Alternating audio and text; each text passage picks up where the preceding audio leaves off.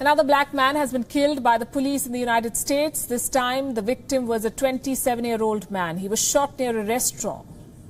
This is just a little over 20 days after George Floyd's death. The shooting has only fueled the protest against racism in America. From blocking traffic to forming a police-free zone, protesters are stopping at nothing.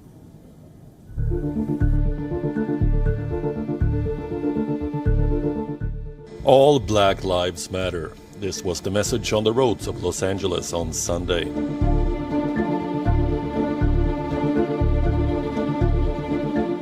A special LGBTQ rally expressed its support for the Black Lives Matter movement. Thousands of demonstrators took to the streets holding placards and gay pride flags.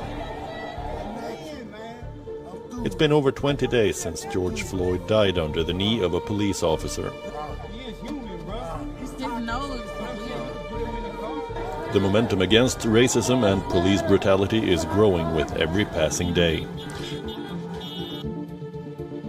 Protesters stopped the traffic at San Francisco's Oakland Bridge for nearly 2 hours over the weekend.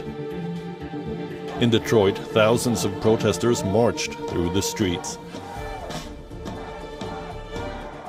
One demonstrator covered the statue of General Alexander Macomb. He was the commanding general of the U.S. Army in the 1880s. In Chicago, protesters organized the Drag March for Change, with drag queens speaking in support of the Black Lives Matter movement. There's a city within the city in Seattle. Protesters have taken control over a police district. They are calling it an autonomous zone. On Sunday, the area was packed with people demanding the end to police brutality. Floyd's death was not an isolated incident. The United States has been accused of systemic racism and unjustified use of force. Another death over the weekend underlined these allegations. 27-year-old Brooks Rayshard was shot by police officers in Atlanta.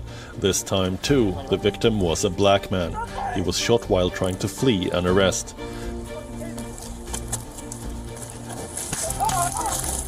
Mass protests followed Rayshard's death. Protesters set ablaze the Wendy's outside which Rayshard was shot. Experts say that the use of deadly force was unjustified. What triggered it then? One lawyer points at qualified immunity. And what qualified immunity is that if you sue a police officer for violation of constitutional rights, they have this immunity where if their behavior was not done in almost an exact way before, even though they violated someone's constitutional rights, they can't be held civilly liable. Floyd's death has also sparked the call for defunding the police. The Minneapolis City Council has passed a resolution. The city will be replacing the police department with a community-led public safety wing. Trump tweeted calling the move crazy. Whether or not you agree with the US president, one thing is clear. Once this movement blows over, policing in the US will never be the same again. Bureau Report, WE ON. World is One.